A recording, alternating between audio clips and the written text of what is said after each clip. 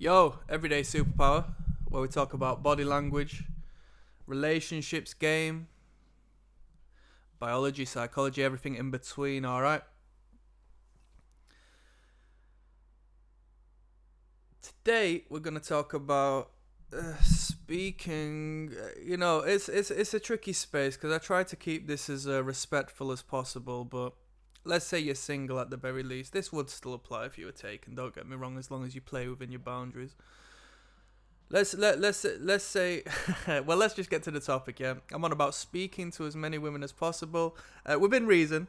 I'm talking about engaging in a courtship sort of basis with numerous women at one time, and how it's actually an incredible benefit to those relationships and to the relationships that will come on thereon. And this is the difference, or one difference between man and woman, because if it was a woman to be doing so, it would still have the same psychological effect. Maybe more so if she wasn't giving herself out per se, but if she was, surrounded by men who were attracted to her, because it deems her a trophy, and that's how you will be perceived. So, do you know, in sales, even if you're not within sales, if you've never sort of tried to establish a sales business, you might have bought something once or twice in your life, and you might have been pressured with the time restraint, with limited, objects to buy. So be careful, there's only one more left, or there's only 5 more in stock, or this, that, and the third. And it pressures you to take the product. It pressures you, and really actions a fear response inside of you. This is how it works in dating. There's a lot of crossover between sales and relationships, purely as you are the product, they are the consumer, and you need to present yourself as something that needs to be purchased. You need to present to yourself something that is valuable, right? You need to fill the gap, fill the void in a way that a product would do, in the way that an object would do. You get where I'm coming from. So, when you speak and deal with multiple women at one time, first and foremost, it splits, it quarters, it halves your attention you can give to everybody, right? You can't continue peppering the same person with the same amount of attention.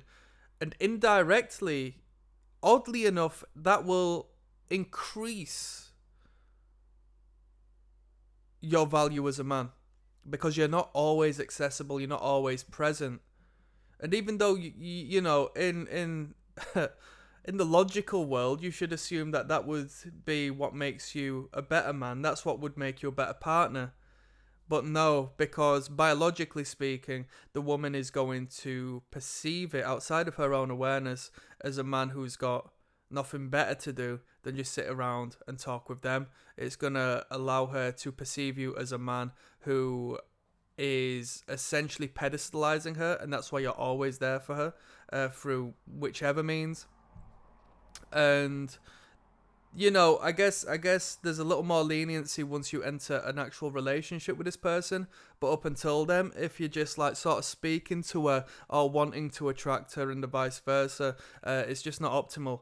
So if you're speaking to more people, not only that, it will have a knock-on effect, because that second person you're speaking to will be experiencing the same thing as you are spending your time engaging with person number one. Let's say you are on the phone to person number one for an hour. Let's say you're having a catch up.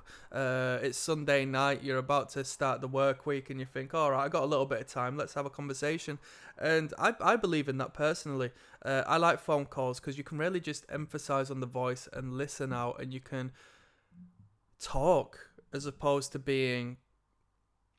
It's a good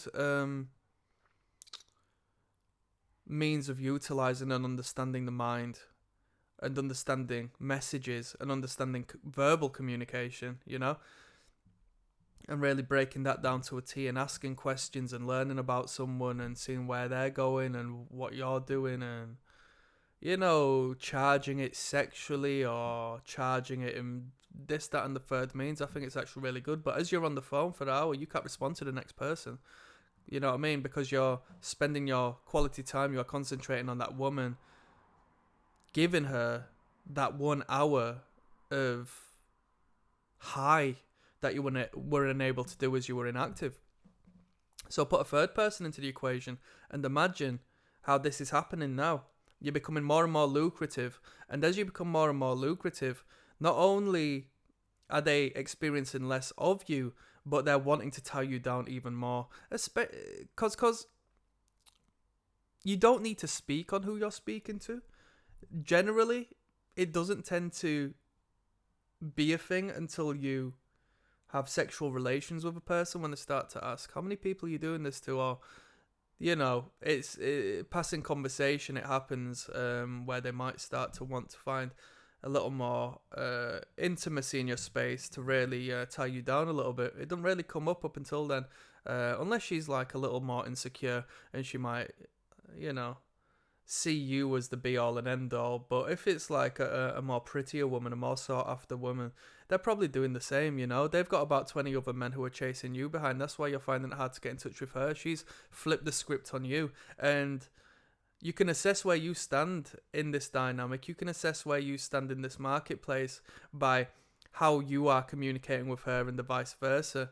Because what might be you spinning plates with 3 or 4 different women, jumping back and forth, and only being able to get back to a girl within the space of, half a day. She might not be responding to you within 1 day or 2 days. And that raises question, wait a minute, bloody hell, how valuable am I in consideration of my competition in her world if this is the case? So it's a good way of weighing things out, right? I mean, it's not to be taken at face value. There's a whole world of different reasons why that might be the case. But if she's interested in you, if she's attracted to you, she'll feel that pull. And that pull will get her to respond. That pull will have her engage with you more so than the person who's not necessarily that attracted to you. This is how it works, right? So when you engage with more women, you become more valuable, because as you become more valuable, you get seen as less of a threat by the other women, and that's what they want. They want to feel safe with somebody. They want to feel comfortable with somebody, and if you can create this sense in other women, that already ticks the box for them that you are that sort of person, because they're going to learn by the testimonies of others more so than what you say about yourself, even more so about what she believes, because she's going to have to sort of feel you out beforehand. But if another woman has already felt you out, biologically speaking, she knows that you as a man can be quite damaging to a woman, and enough other women have done all the feeling for you and are in that space already, then she can sort of find comfort and slowly start to fall within that space with you. And it all comes down back to that sales, persuasive, psychological ploy of, there's only limited edition, there's only one of me, so if you want me, you're going to have to go for me now. Which could be a detriment, because it means that women might start applying tons of pressure on you, and the more successful you get with women, the more you have orbiting you, the more pressure is going to be applied. But that also means the more women are going to be throwing themselves at you, and if you're interested in that and haven't experienced that, it's quite the thrill, right? And I think people would rather have that than not have that, or at least speaking in my experience, I would rather have it than not. Because no man wants to be lonely, no man wants to be without the yin to their yang. You know where I'm coming from. So with that being said, I'm going to sign out, people. I'm uploading every single day, so please subscribe, please like, and I've got 2 links down in the description. One will take you through to my YouTube playlist, the Catalogue of Body Language, where you can learn how to read people. That's non-verbally, just by looking at them in real time. Second to that is a link to the Patreon, where I show you how to read people watching videos of real life first dates. I'll show you the attraction cues, the repulsion cues, and everything in between, alright? That's the real game. I'm signing out. Peace.